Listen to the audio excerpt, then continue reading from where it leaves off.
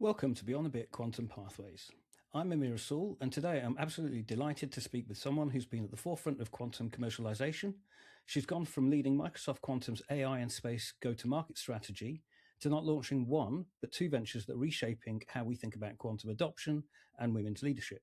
She's Irish, she loves potatoes, she references Jon Snow in her LinkedIn posts, and she's just passed MIT's quantum strategy course. Please welcome Orlagh Neary.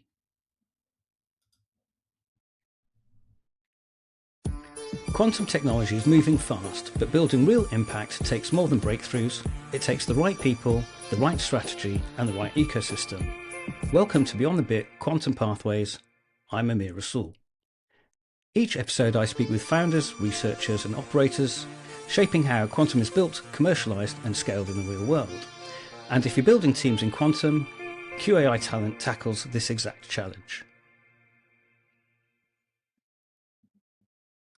Hi, Orlagh. Welcome to the podcast. Hey, Amir. How's it going? Good to talk It's to you. good. Well, look, I've been wanting to get you on the podcast for ages, so thanks for joining me. So I'm going to kind of kick off. Obviously, I've been following you since we connected on LinkedIn, which was quite serendipitous, as we said. Basically, you've been pretty busy. In the last few months, you've built quite a few things. You've done Quantum Links, the ORB Network. You've got about 300 plus women in your community. You've sold out events. You know, you're absolutely thriving. How did you turn your transition into this kind of momentum? A good question. And sometimes I kind of wonder, what in the world am I up to? So I think, when I made the decision to leave Microsoft, I was just giving myself the gift of time, really, something that I haven't had really since I was 14. I've been working since then. And I just decided I wanted to take the summer off. That lasted like a few weeks. I went home to Ireland to visit family and, started paddle boarding out here on the lake and got, into that. But, had to scratch a few itches. And so quantum really was the spark that never left me after leaving Microsoft. I really got into it in a big way.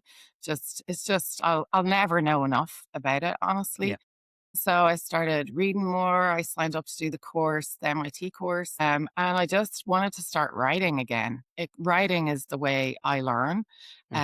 So that's what led to me just starting to pen a few articles, Quantum Links. I started doing some go-to-market advisory work too with startups. And so that was fun. And then the ORB Network was just an idea I've had for a while and just didn't really have time to let it breathe. And met with my former manager, Mitra, for lunch one day and told her about my idea. And she's like, you got to do it. And if you don't do it, I'll kill you. So I'd rather be alive. So I just launched it through Website Together and just thought we'll do a little bit of A/B testing like the marketer in me. And it took off, in a way that I actually didn't even imagine. So now I'm juggling go-to-market advisory, writing some stuff around quantum, talking about quantum to anybody who cared to listen to me, and then organizing events for women and trying to get more women out on the golf course. It's been fun, but busy. Okay. Yeah. So obviously I know your background a little bit, but some of our listeners won't. So I'm going to go back to your earlier years, as it was for Microsoft. So you were VP of Quantum AI and Space Go-to-Market at Microsoft. Pretty big mouthful that is. And it sounds like 3 kind of full-time jobs. What did that actually look like and what does that mean day to day? Gosh, Amir, good question. I think, what's that Forrest Gump saying? Life is like a box of chocolates. You never know what you're going to get. Yeah. As every day was different. I was at Microsoft for a long time, over 2 decades. I actually didn't even think I was going to be in America for that long. Wow. I was originally coming for 2 to 3 years, but, spent 22 years at Microsoft, and the last 4 was in emerging tech, quantum, AI for scientific discovery, telco, actually, some 5G stuff in there as well, and then space. And then for a stint as well, for about a year and a half, I ran US federal marketing. So every day was different, but, the same, trying to introduce new technology and bring customers on a wee journey with us. So on the emerging tech side, it was really understanding what the embarrassment of riches was in Microsoft research, understanding where the business value could potentially be, and work with Microsoft Research, whether that was in quantum or AI, to try and plot out how we could take some of these emerging concepts to market and build ecosystems around them. And then on the federal side, that was a great learning experience for me, just learning how US federal government works. I mean, I don't think I actually really understand it to this day, but at least it's a very different procurement journey than enterprise. And I was also, running sales ops for the division. So really looking at the shape of the pipeline and how deals get made in the US federal space. And of course, we were targeting government, internationally for quantum. So it was super fun. And I had an Mhm. amazing team. So every day was wild, very different. And I know some of your posts, you kind of mentioned that you had the best team ever. What made that team special?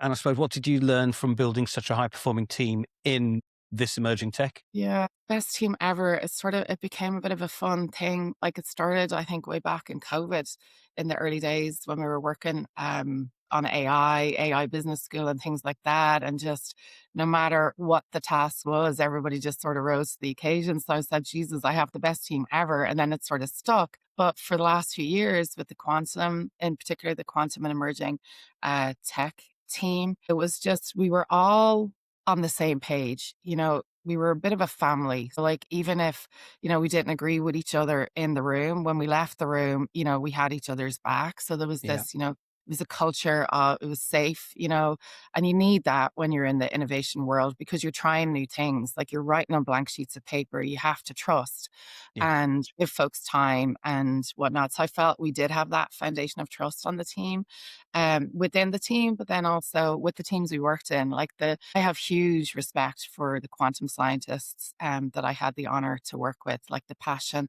perseverance, grit that it takes. So I think it was our partners as well on the quantum team that made it fun because, learning every day. But there's the word fun. It was fun. And actually we had it as part of our team mission, like have fun. Like Yeah. every day was crazy. The hours were long, a lot of the time.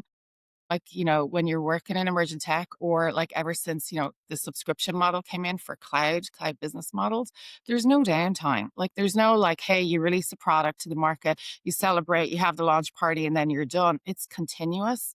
It's Yeah. relentless, the pace. And so it was important to have fun and laugh at ourselves too, especially when we messed up. Yeah, for sure. I mean, I've ran recruitment teams many over the kind of 20 plus years I've been in it. And the day you get up and you're not smiling to go into work is the day you got to kind of look and think, okay, hold on a second, what's going on here? So I agree with you 100%. Make it fun for your team, make it fun for you. Otherwise, Yeah, what's the point? definitely. Like, when you choose to get up out of bed and go to work every day, you spend the majority of your time there. Yeah. So it's definitely way better when you're with a talented team, smart team, you're learning from every day and we have a bit of a laugh. It makes it a little bit Mm. easier for sure. So obviously you're not on Microsoft. Just want for the listeners, what kind of happened there last year? Yeah, sometimes, I still catch myself saying we, and I suppose that's okay because it was a long time that I was there. It's 2 Uh, decades. yeah, over 2 decades. I grew up there in many Yeah. ways. Like I moved to the States when I was like 28, 29. I was just a newlywed at the time. And in joining Microsoft, I had 2 kids, got divorced, bought a house. A lot of stuff happened in Yeah. my life in those 2 decades. Yeah. Um, but yeah, so I'll always be grateful for the journey. I started in engineering, in localization engineering, working on machine translation and fun stuff. And then decided that I wanted to move into a subsidiary. At the time, I was married to an Australian guy, an Aussie, and we talked about moving to Australia. And I wanted to try and figure out best sort of career path for me. Actually went to visit HR in Sydney when I was over visiting, actually for Tiernan's baptism, and which was like, gosh, almost 18 years ago. And the advice he gave me sort of just shaped then my next step was to get closer to a segment in Microsoft. Yeah. So I sort of looked at what I could do and I applied for a speech writing job for then a vice president for developer platform and evangelism. Much to my surprise, I actually got the job. So started as a speechwriter, chief of staff, business manager for a decade. And then for the last 7, 8 years was more on the marketing, go to market side of things. And so for on the marketing side of things, I always worked, like we talked about, in emerging tech and Hmm. emerging incubation. So outside of the mainstream marketing machine at Microsoft, always more closely aligned to Microsoft research and Microsoft engineering. So, therein lies the risk, right? You take a risk, even if it's within a big company, to go Yeah. work in emerging business, and it may work out, it may not work out. And so for Quantum, I think, sort of long answer, but for Quantum, the decision was made, we'd incubated the business for a few years, and the decision was made that it was ready to graduate, which many of the, AI, when I worked on Microsoft AI, it graduated into the mainstream marketing machine. And so decision was made to graduate Quantum into the mainstream marketing machine. And with that, I had a decision to make. Did I want to move over? Hmm. Did I want to, look for something else? And that's sort of when I just made the decision, it's time for me to roll the dice and see what could be next for Orla outside of Microsoft and have my summer of fun. So Yeah. that's, that's it.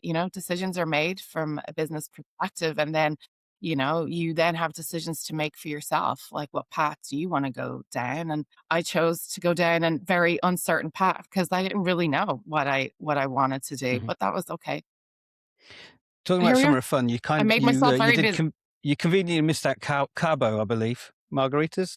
There were a few margaritas in Cabo, all right. So I got to reset with my girlfriends and go home to Ireland for a wee bit and then had a fun summer here. But yeah, it was hard though, Yeah. to make that decision, ton of, let's say, financial stability with a steady paycheck, right? Yeah. So, the team, so it wasn't just me that had that decision to make, it was my whole team. And so many folks chose to stay at Microsoft. Hmm. Everybody has their own reasons for what they need. And so I sort of looked at what I had and decided, I have enough right now to feel secure Hmm. in the decision, which is, I'm privileged to be able to say that, right? And Yeah. sort of take a bit of a risk on myself. But it was hard. And I miss the team. I do Yeah. miss the team. I miss working with, in that um, environment, but I also like the path that I've chosen for myself as well. Not to say that I wouldn't go back to a big corp, or a full time role, but for the last, when did I leave? May, June timeframe is when I left. Hmm. And so it's just been great to give myself a bit of time to just reconnect with some passions outside of tech as Yeah. well, Yeah. which led to me launching the ORB Network, which has Yeah. been super fun. One of your posts, which you did about the transition, was I liked it because it's very honest, and you said it wasn't easy, but what you gained was quite meaningful, and I think that takes real grace. And obviously, you had your break in Ireland and so on. What helped you reframe that moment into an opportunity? Do you think? Gosh, first is I'm super lucky to have a good tribe around me. So whether that's, former coworkers, my family, my friends, all really super supportive. So, I think that's been good to use as a sounding base. Like, am I crazy dreaming Hmm. up some of Yeah. this stuff? But then also, life as well, right? So I had cancer when I was 18, 19. And I think when you have something like that happen in your life especially at an early age, it kind of helps you uh, figure out what your priorities are. And whilst I was a single mom, mostly, in my career at Microsoft and tried to juggle things, I always tried to prioritize the boys. And I was always lucky and fortunate, rather, to have supportive management to enable me to have that balance. I worked my ass off, Hmm. but I was able to be there for the boys. And, when I decided to make the decision I made, it was also looking at the boys and where they were, right? So, like, one's about to turn 22, he's in college, he was home for the summer. And then the other fella he's now a senior in high school. It's basically, his last summer as a high school student. And I just thought, you know what, I'm gonna spend more time with the lads this summer. We're For gonna have sure. fun. We're gonna hang out, and because I'm not gonna get this time in their lives back.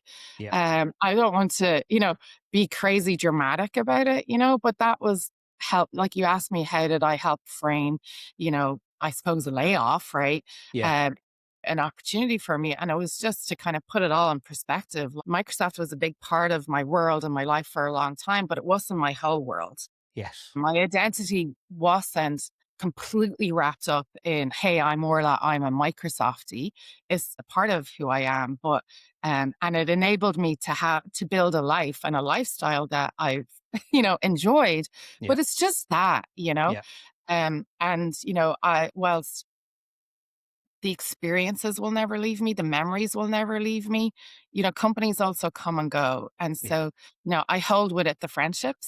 So I wasn't letting go completely, because I still have the memories and the friendships. I think that's an important distinction as well, especially because we work in frontier tech. I had AI machine learning recruitment company, and now I'm in quantum. And you can get, there's the whole 996, and people get very attached to the company. But I think to perform and to enjoy, you got to have that balance, and you got to be able to separate the two and not be fully into one.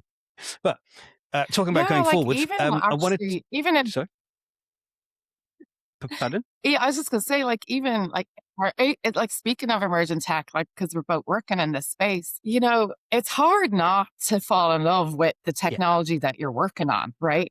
Or the project that you're working on. Like, you're giving it, your all. Like, you want it to be successful. You don't want to let the scientists down, the researchers down. You yeah, want their idea, for more people to see the value in their idea. But sometimes you just have to let go. Like sometimes things just don't work. yeah, Like you don't get timing right, somebody beat you to it, or, somebody told the story a better way. And so sometimes you just kind of have to face facts like, this isn't going to work. And so I don't want to say like that I'm, all over the place, but I do try to put a stake in the ground in my life and then in work as to, okay, we've got to let go of this now. We've got to put our energy over here. So something I wanted to talk about next was quantum links. And in that, you're helping founders and enterprises with go-to-market strategy for emerging tech. And you use golf as a metaphor for quantum quite a lot. I suppose, why golf? Well, beautiful things sometimes happen by accident, right? So I was playing golf with the boys for Mother's Day. We have this little tradition. And Tierney, my younger one, asked me, Mom, seriously, like, what is quantum? I just don't get it. Like, I know that's what you're up to, but I just don't get it. So I was on the golf course. So just thought, well, I'll just explain it to them using golf. So went into, superposition, entanglement, why those two concepts are powerful concepts, but why it's really hard, right? So, Mhm. we were talking about, I hit a golf ball here and you hit a golf ball, it's gonna, same thing's gonna happen, right? Yeah. Entanglement. And then, superposition, I can I can flip a coin, it can be two things at the same time. And so I was just, having fun with them. And then, I came home and thought, actually this is a bit of fun. So let me see Mm. where it'll go. And I just started doodle down some ideas and whatnot. And then I started writing. And, as in life, people tell me once Orla gets going, there's no stopping her. So I just thought, okay, well, quantum links, it's a golf course, let's Yeah. have one hole with one little thing, and sort of went from there. And then, at the time I was also lucky to be a mentor for INSEAD's AI Venture Lab. So it was a new program that INSEAD Business School launched in the summer where they had, I think, over 300 founders join or pre-seed, and they matched them with mentors and advisors. And I was one of Mhm. the mentors. So I thought, well, maybe I'll do this. Maybe because, remember I said I left Microsoft with no clear plans. So I thought, well, maybe I'll do this. Maybe I'll do some go-to-market advisory down the road. So I set up an LLC or a limited Mhm. company, right, in UK, Ireland, but LLC in States. So I set up an LLC and I just called it Quantum Links. And so that's it. So nothing overly complicated, but that's how it happens. And it's helping founders and enterprises go to market for emerging tech, right? Yeah, so a few of the founders that I worked with, I still make myself available to them. Mhm. And then there have been some other startups that I've met in the Seattle area or at home in Ireland, actually, as well. I went home to a conference and just, was interested in what they were up to. So I partner with them a little bit. I'm not 100% sure, honestly, if this is really what I want to do. Mhm. Um, realized, that I do miss being part of a team. Yeah. But we'll see. I just sometimes you kind of need to reframe things, but I'm having fun engaging with different companies, meeting new people, learning about, their technologies, their Mm. value prop and stuff like that. So definitely having fun, but I'm not 100% sure that consulting or advisory is really where I want to go, but definitely having fun for the moment. Well, you've got to give it a go. How are you going to find out otherwise? Yeah. Interestingly, within Seed AI Ventures and obviously with Quantum Links, there's something that interests me. What are the most common sort of GTM mistakes you see in the quantum deep tech space? Gosh, like I really love messaging and positioning, and I love really listening to customers or the market, the signals, right? And I think when I look at so a lot of what I'm doing with pre-seed or early startups is helping them refine their story or their pitch. And so what I see a lot of focus on is the technical aspects, right? Like describing the product, describing the features versus the scenarios or the value proposition. Like, why should I care? Yeah. Me, Mr. or Mrs. Customer, why should I care about this? I've got a lot of choice right now. Why should I choose you? So there's a lot of focus on what and not so much on the why. And then the other thing is just underestimating the amount of effort and investment that is needed from a brain, but then also wallet perspective to build trust with an enterprise, right? To like, why should I choose you to work with of all the people? Like, sales relationships are based on trust. Marketing also, it's also trust based as well. So I think just underestimating that investment and how you can win somebody's trust. You can have the best idea in the world, but if somebody isn't going to trust you, then it doesn't really matter. Yeah. So there are the two things. One is more relationship and one is more messaging. No. Yeah. Interesting. I had a conversation with regards to some of my work with Christopher Bishop, and I was saying, "Oh, Chris, can you have a look at this piece of work that I've done?" And I was super proud of it. I was like, "It looked great," and this, that, and the other. And he straight away was like, he kind of told me in a really nice way. He's like, "Amir, you're seeing it from your perspective, but it's kind of problem solution outcome. What's in it for them, Yeah. and kind of reframing it and just talking about the story. It's like, okay, what's in it for the person that's listening? And I was like, yeah, very good point. Yeah, I didn't think that, but it's he is great because he was able to give me the helicopter, whereas I'm in kind of in the trench, as it were. So yeah, I agree with you. Yeah. Um, you've also obviously you're pretty au fait with quantum, but I also know that you did the MIT quantum strategy course. Um, I suppose why? What were you looking to learn, validate? How add that to your arsenal? I'm a bit of a nerd. I love studying. I love learning, Hmm. and um, I thought it would be fun to have a certification from MIT. Thought I'd do my dad proud. Yeah, So all sorts of reasons. But in the quantum space, like I think honestly, there's more to learn than there is than I have, I don't know, time or brain space for. Like it's just so vast. yeah, And so I don't think I'll ever call myself a quantum expert. Like I'm not a trained physicist, that's for sure. yeah. And I just thought, as well, I learned a lot about quantum through Microsoft, through Hmm. the Microsoft lens. And sure, I was out working with the ecosystem.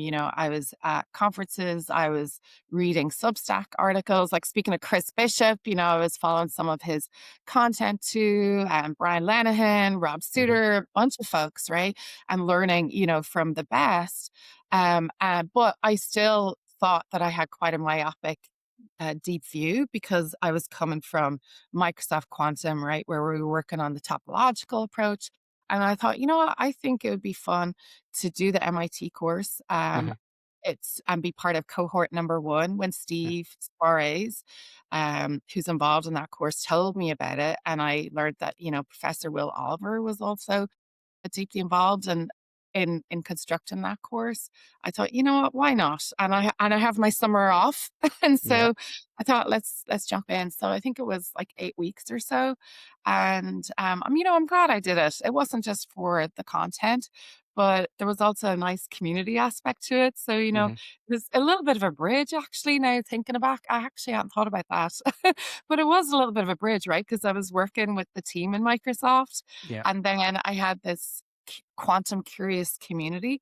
So we would engage, and I still am in touch with folks, from time to time. We'll jump on a call and have a virtual coffee and catch up. There are very few folks on that course that were actually working in quantum. Like I was probably one of the only ones, and a lot of other folks were in manufacturing, pharmaceutical, finance verticals. Hmm. And so I learned a lot from them too, right? Because I'm not a subject matter expert in any of those verticals. And sure, at Microsoft, I got to work with a ton of folks, but again, it was through the Microsoft lens. So, you know, um, I loved the course. Hmm. A lot of it was like quite scientific, like technical. So I Yeah. learned a lot, and it actually strengthened my foundation. And then from a business perspective, there was some frameworks in there that helped me sort of think about, how I'm bringing new products to market or how I'm advising. So it didn't help me just from a quantum Yeah. perspective. It also helped me think about how you introduce new technology to markets. So I enjoyed it. I think Steve Suarez needs to take a soundbite of that because that's a really good pitch for the Pay me course. later. Exactly. And monetizes. Here's my payment link. But no, you got me thinking. Yeah, that's quite interesting, etc. So yeah, very cool. Yeah, I think I decided then after I did that, I was like, you know what? I haven't done like formal certifications in a while. Like I've done a ton of on the job learning and sometimes there's only so much time in the day, but I'd done like an AI certificate with Microsoft and INSEAD. During COVID, I actually did a design thinking certificate with one of the local colleges. That was fascinating. Yeah. And that really helped me problem solve better. Yeah. So I decided after I did the MIT course that I think I'm going to invest in myself at least once, it takes some time every year to do some sort of formal certification in something that I'm interested in. It doesn't have to be tech, but something else just to, because it did get my brain working in weird and wonderfully new ways. I think that's fantastic. I actually hadn't thought about it in that way. I mean, I read a lot of books on quantum, on sales, on consciousness, on lots of different things because I like to be stimulated in lots of ways. And because if you're in the same thing all day long, it kind of gets a bit repetitive and your brain switches off. So that's probably a very good thing. I think actually maybe I should start looking at courses myself, just to kind of challenge yourself. It's a good little sort of checkbox at the end of the day. And I think a part of it was, and I suppose, okay, it was a little bit easier for me Yeah. because I did have the summer, was giving myself the summer off. I think even if I think about when I've done some courses in Microsoft, like giving yourself time to just focus away from the day to day Yeah. is a bit of a luxury. And Yeah. so I kind of want to remember this now and Yeah. just give myself that gift, regardless of whether I'm taking the summer off or not. Yeah. It's funny, I had an Uber driver once and we were talking about series, and I think it might have been something like Sons of Anarchy or something like that. And so, have you watched it? He was like, that's like 100 hours. I was like, yeah, he goes, you could learn a language in 100 hours. I was like, you got a point, actually.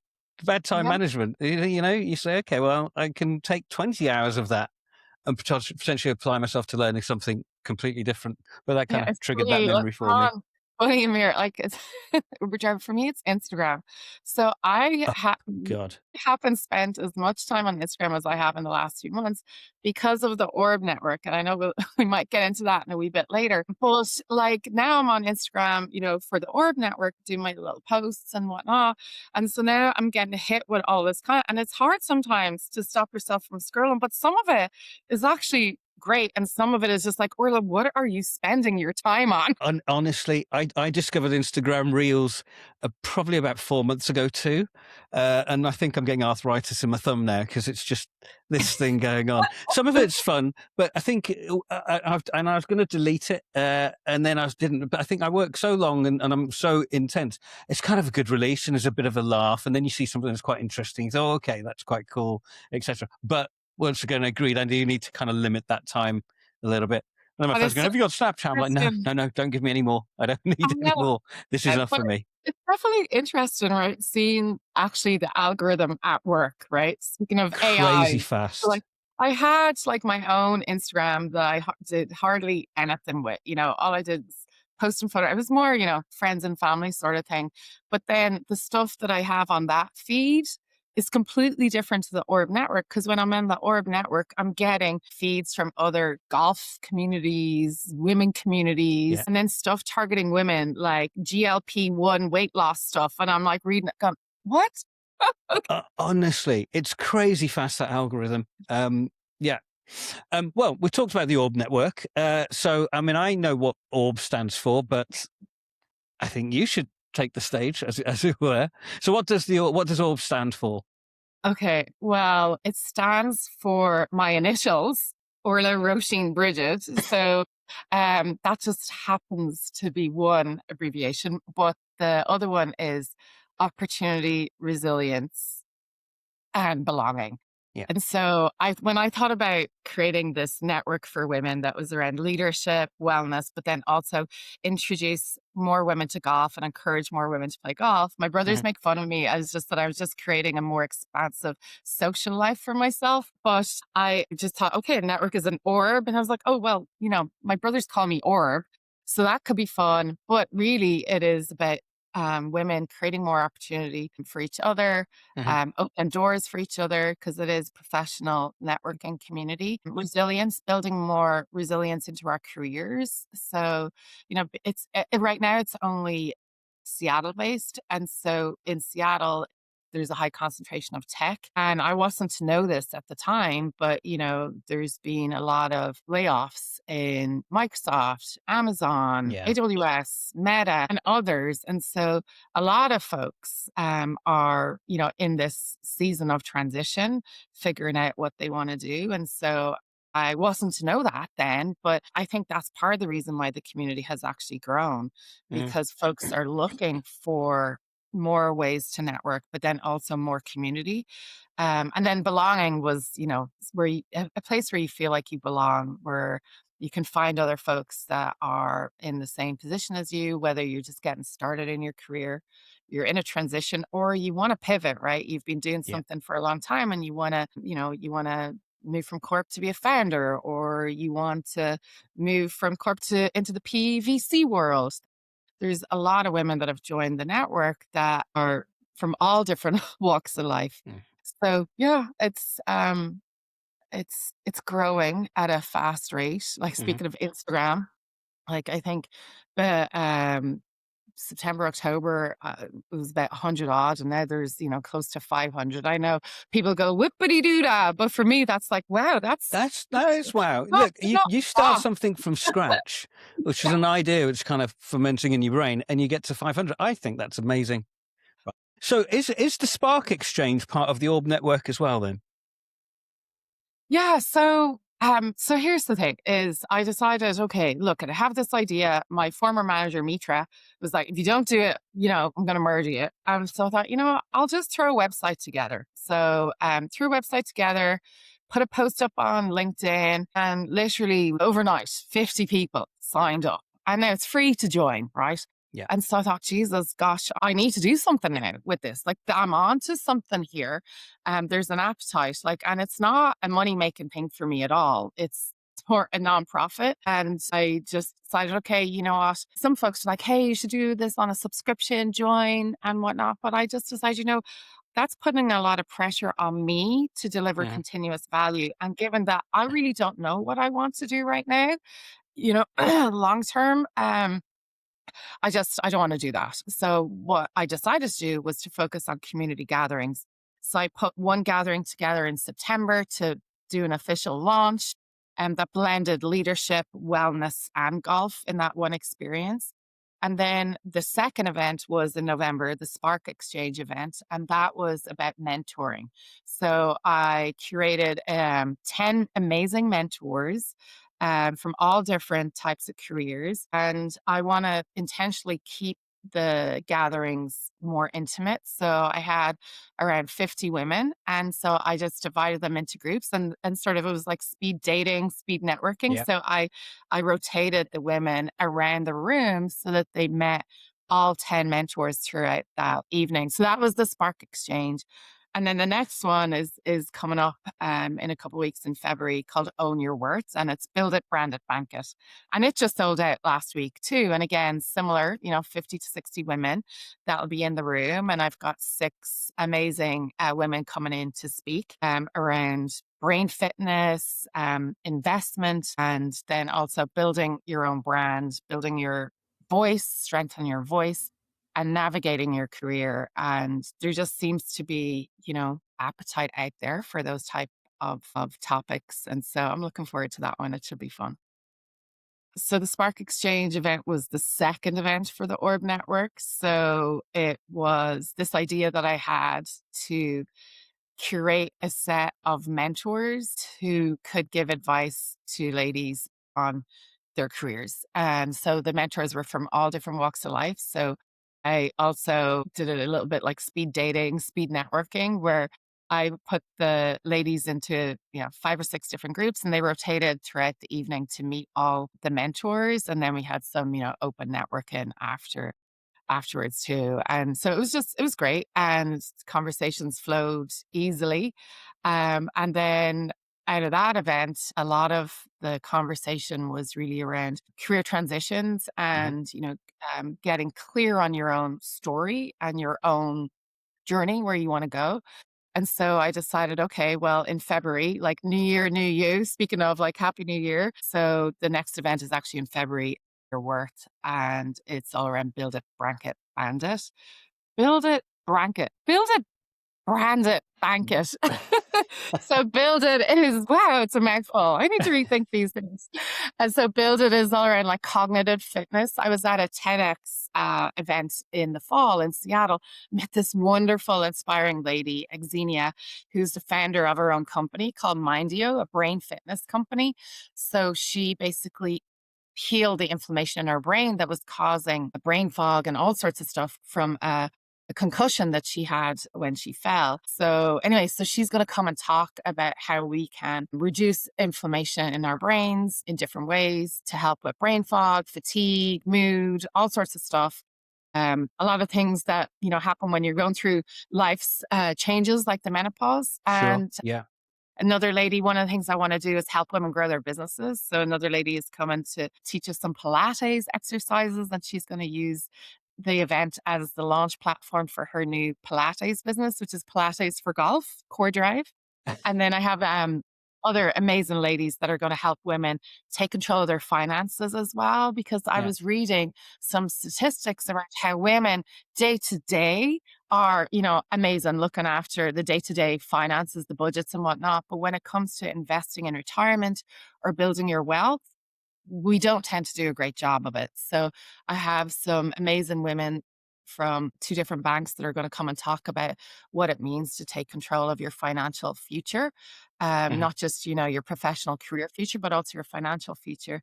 And then the other thing I wanted to do was help women tell their stories better, Yeah. and strengthen their voices. And so I've got 2 amazing ladies. One is a prolific founder, but she also is an amazing exec, career coach. And she's going to come and talk about how you can take a founder mindset to navigating your own career, which is super interesting. And then another lady, Karen, who is going to shake and serve something called her confidence cocktail, where you're not born with confidence, it's a muscle that you work on. And Hmm. so she's going to help women create their pitch. And then, I was watching Pitch Perfect, the movie recently, again, rewatching it. Thought, you know what we could do? We could end the night with a pitch perfect sort of celebration. So at the end of the evening, hopefully some brave ladies will stand up and take the mic and, pitch who they are in their 90 seconds, what their pitch is. So Yeah. I'm looking forward to that. It should be a fun night. Fantastic. So we're going to bring it back to quantum just a little bit. Obviously, you're connected with some players in quantum, like you said. I think Equal One in Ireland. You do some work with the NQCC, UC Berkeley. From where you sit, what's the current state of quantum talent? I know you're connected with Equal One in Ireland. You do some work with NQCC and UC Berkeley. Just wanted your kind of perspective on the state of quantum talent and are we ready, that kind of thing? Yeah, I fortunate, through Microsoft to have been exposed to many different quantum approaches and different companies. And then since leaving Microsoft, yeah, like you said, lucky to be in touch with Jason from time to time.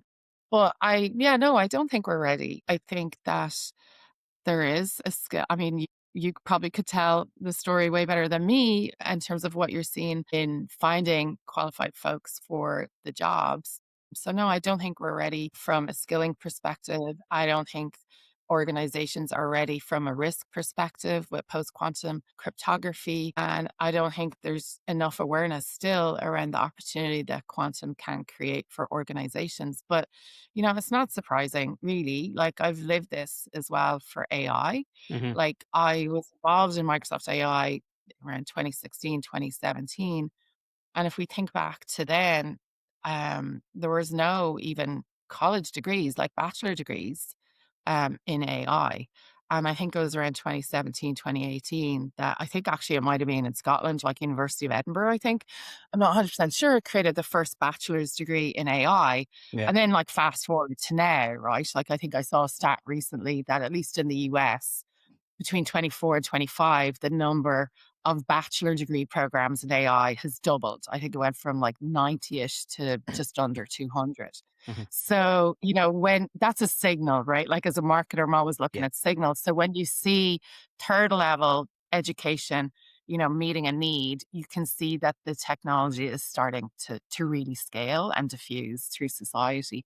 And I think quantum, same boat, right? So for quantum, I was really encouraged actually to see that I think just this month, the Colorado State and the Colorado Skill Mines has now made available the first bachelor in quantum engineering. So we'll see, right? Like, I'm Yeah. expecting things to take off. But, much like with AI, when government and academia, when there's a gap there, industry tends to step in, right? So, like, for Microsoft, way back when for AI, Microsoft launched, I was part of the team that launched Microsoft AI Business School with INSEAD. And then, this time last year, the team at Microsoft, we launched Quantum Ready, which was at the time one of the first, if not the first, skilling program targeting business decision makers and mission leaders around both the advantage and the risk that quantum creates. And since then, like in the last year, I've seen more content targeting businesses and mission leaders around quantum. It's been great. But yeah, like, I think it's going to take a while Yeah. to get the ecosystem to a state where there's enough talent Yeah. and whatnot.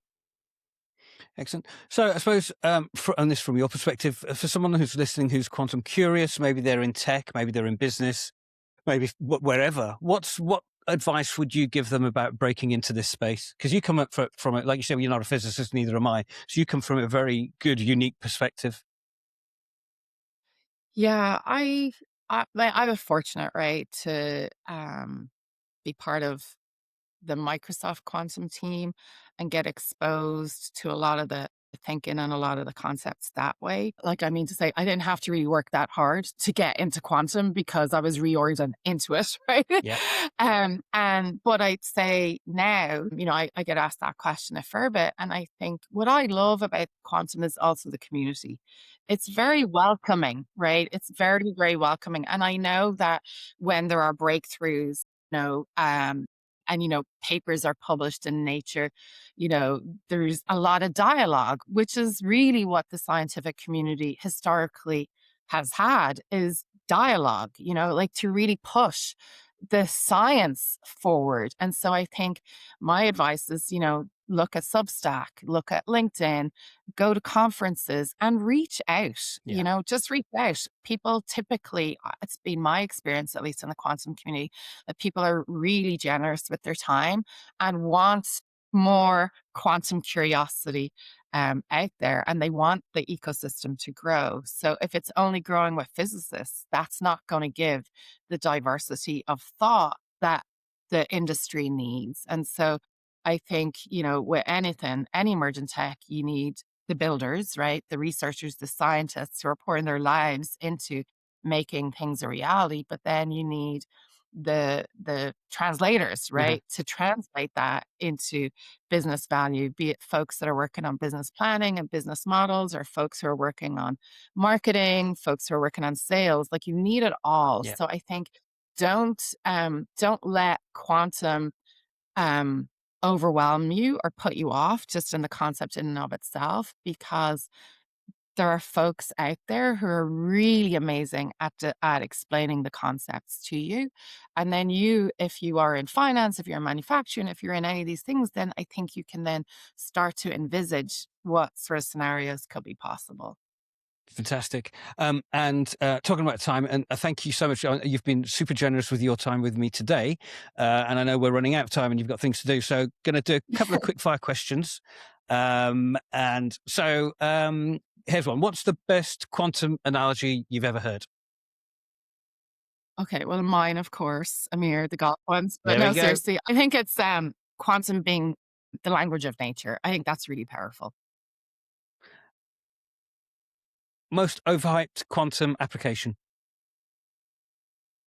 Um, Application, not necessarily application, but I suppose that it's just going to happen on one day. It's going to be like an on and off switch. Mhm. It's not. It's going to be gradual. Yeah. And we're going to get there with hybrid approaches like quantum with AI and classical compute. And then quantum itself, there'd be phase value there, depending on the scenarios, be it, drug discovery, materials, Yeah. uh, security, finance, whatnot. So I think it'll be phase value. So I think it's just overhyped that, quantum is at some point going to solve everything. Yes. It's phased. One person you'd love to have on my podcast. Who should I speak to next? Oh gosh. Well, Krista Swarf, my former Microsoft colleague. She's now at NVIDIA. Amazing. And talk about somebody having a gift of making the complex so simple. Really helped me, come up to speed with quantum. So I'd say +1 for Krista. Okay, I will take you up on that. One word to describe 2025. Ooh, change. One word for your 2026. Opportunity. Fantastic. I think we're running out of time now. So finally, Orlagh, where can people find you, follow your work, or maybe join the ORB Network, etc.? Yeah, well, ORB Network, you can hit me up on Instagram, or LinkedIn, and just LinkedIn is probably the best way to reach out. I also started a new little Substack that I'm going to try and write some more because I get joy out of that. Yeah. And one of the things I really loved, actually, learning more about since leaving Microsoft was quantum sensing. So that's my little passion area right now. Love quantum compute, really into that, but then also learning a lot about quantum sensing. I didn't have visibility to it at Microsoft. So I think I'll be doing a bit of writing about that too. So yeah, Substack, LinkedIn. Fantastic. And then you asked me about ORB. So how do you join ORB? So it's free. You can sign up on the website, and I have some newsletters where I share some tidbits, but the events right now are just in Seattle. Fantastic. Well, I'll put links to all of this when we get this episode live. Orlagh, thank you so much. Thank you for your time. Thank you for your advice. And hopefully we'll get to speak again soon in a few months' time and see how things have progressed. Yeah, it'd be wonderful. And thanks so much, Amir, for having me on the podcast. I'm looking forward to seeing how your listeners react, and if I can help in any way, increase curiosity around quantum and invite more folks like myself into this space, I'd love to do so. So thank you so much, Amir. Thank you. Bye for now. Bye. That's it for this episode of Beyond the Bit Quantum Pathways. If you found it useful, follow and subscribe wherever you listen and share it with someone working in quantum or emerging tech. And if your organisation is hiring in quantum, you can find us at QAI Talent. Thanks for listening, and I'll see you in the next episode.